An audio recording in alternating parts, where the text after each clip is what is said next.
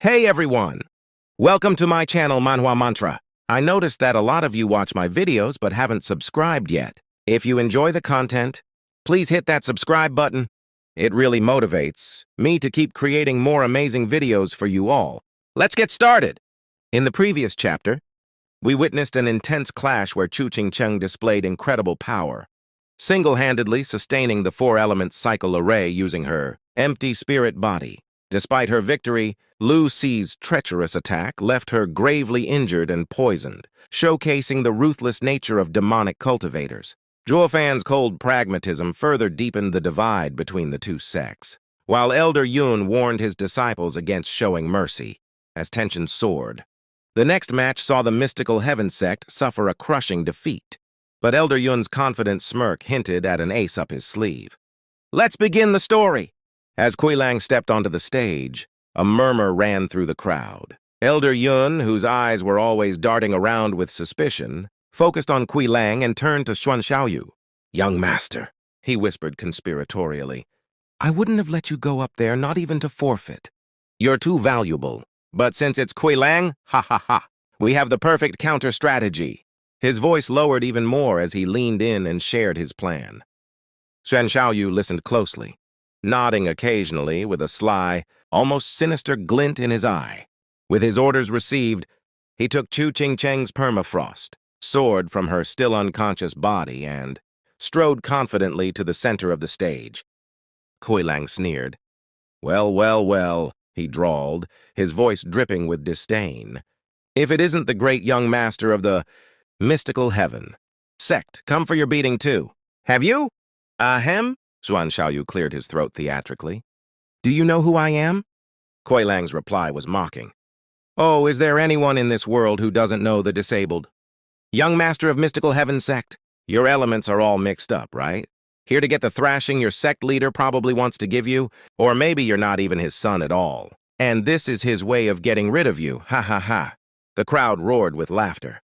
The only exceptions were the disciples from mystical heaven sect, who glared at everyone in outrage. But Xuan Xiaoyu ignored the jeers. "I'm here to fight," he declared, holding permafrost aloft. Its icy surface gleamed. "I heard that the previous owner of this sword vowed never to harm a single person from demon. Scheming sect. I wonder if that feeling was mutual." Kui Lang stiffened. His expression shifted to seriousness. "Permafrost? Isn't that Chu Ching-cheng's sword? What are you doing with it? Think it's some kind of lucky charm?" Xuan Xiaoyu's laugh was harsh. "I am the great young master of mystical heaven sect. I need no charms to hide behind. This sword is a reminder." He stopped speaking, but his lips continued to move. Only Kui Lang seemed to understand the silent message, and his eyes widened in shock.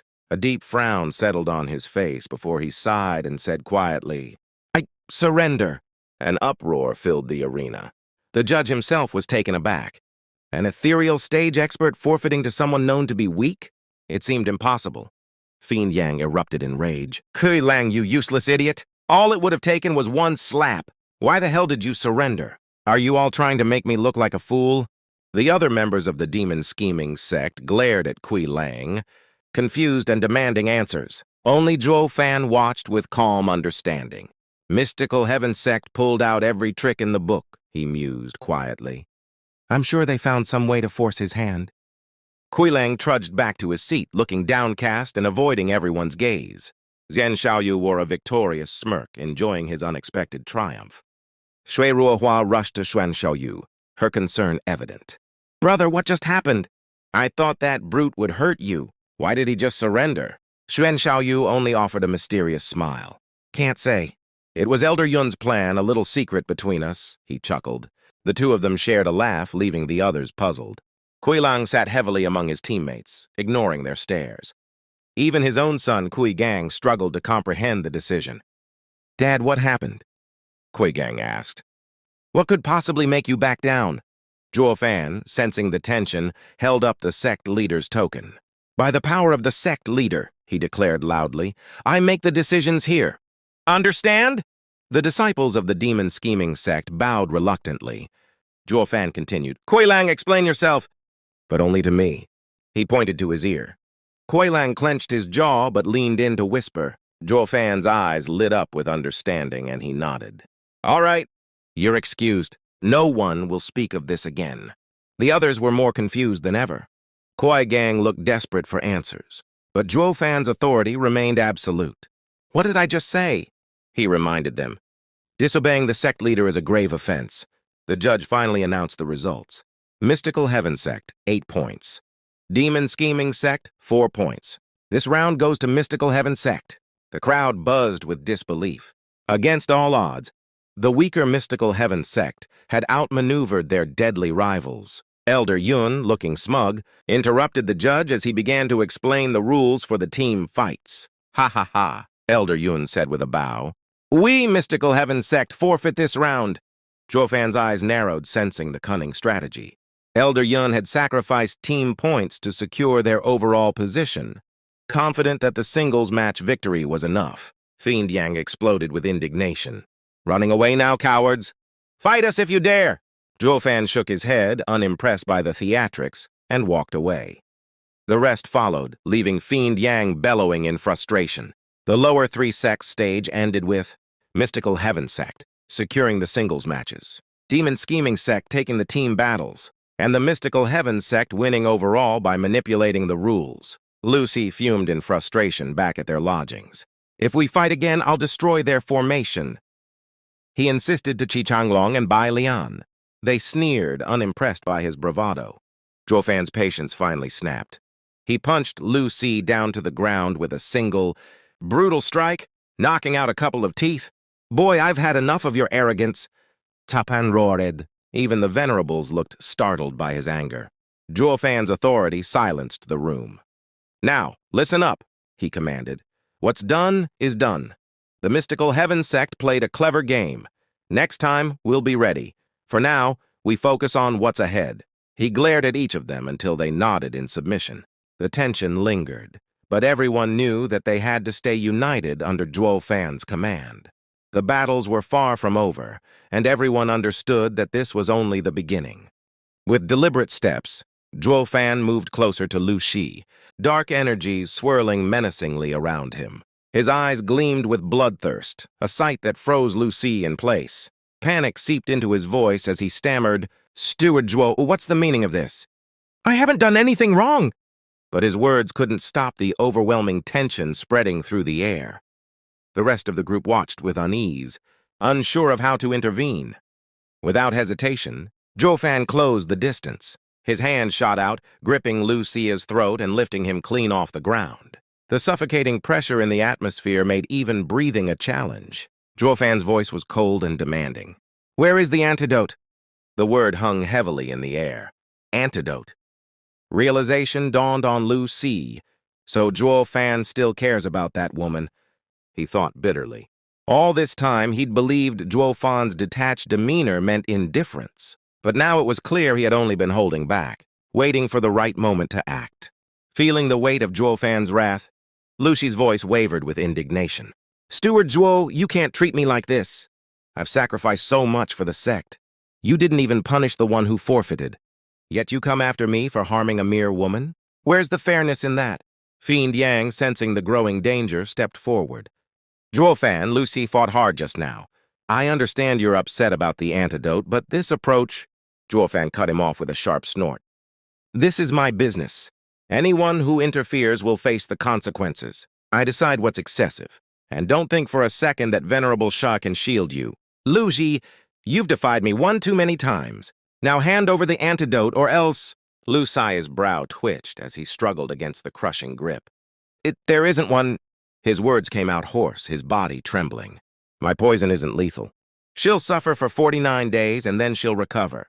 The judges ruled it, so I wouldn't dare kill anyone. Even the Double Dragon Manor would intervene if I did.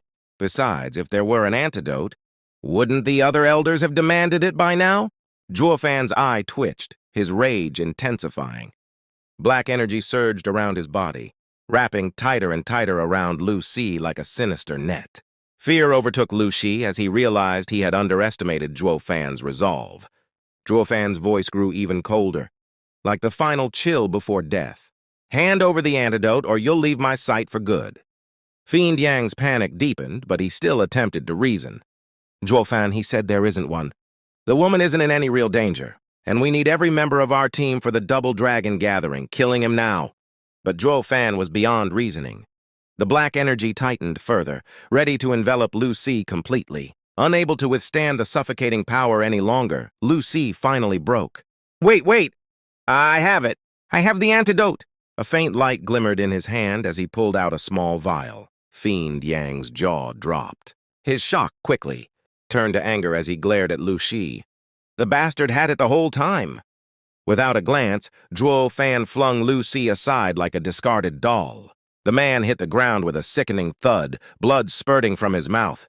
The vial soared through the air and landed neatly in Fan's hand. His icy gaze swept over the rest of the group. Every poison user carries an antidote to their own creations. Lest they poison themselves, only the deadliest toxins lack cures. Next time, stay out of my way! Fiend Yang was too embarrassed to respond. Silently fuming at Lu Shi, this idiot had us all worried for no reason. Fan turned to leave, his steps purposeful. But just as he reached the courtyard's edge, he stopped abruptly. Long time no see, Fan. The voice was familiar, and Fan's eyes narrowed as he turned.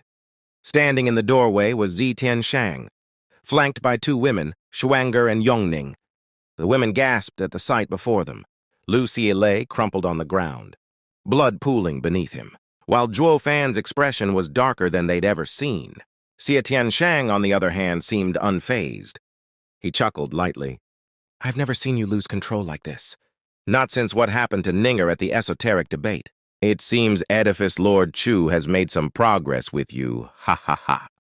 Fan's eyes narrowed further. What are you doing here, Tianshang? Are you representing Tianyu? Not exactly, Tianshang replied casually.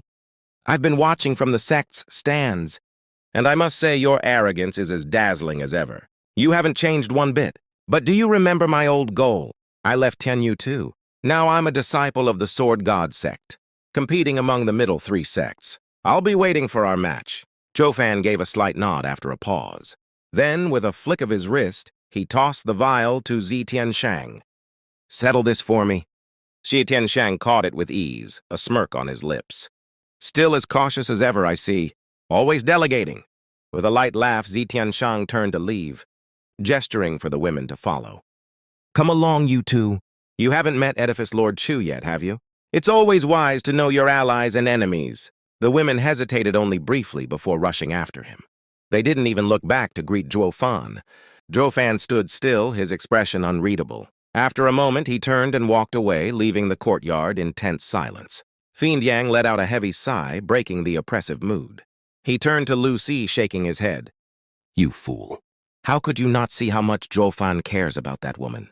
And you dared to strike her? You're lucky to be alive. Lu Shi gnashed his teeth. But didn't they break it off? Didn't they both say they'd go all out against each other next time? Koi Lang sighed deeply. Words don't always reflect feelings. They may claim they'll fight, but their actions tell a different story. The girl didn't kill you because of Fan, and Fan nearly killed you because of her. You've underestimated their bond. Lu Bi's frustration boiled over. Why do they have to fake it? Why am I the one paying for their lies? Fiend Yang raised his hands defensively. Don't blame me for your mess. I told you to be ruthless to your opponents, but I never said to target her. You should have thought this through and considered Fan's feelings. He shook his head. You've pushed him too far. Lu Shi. He tolerated your insolence until now. But this time you crossed the line. Take it as a lesson. Never meddle in matters of the heart. Or you'll end up like this. As Fiend Yang and Kui Lang scolded him, Lu Shi's anger festered.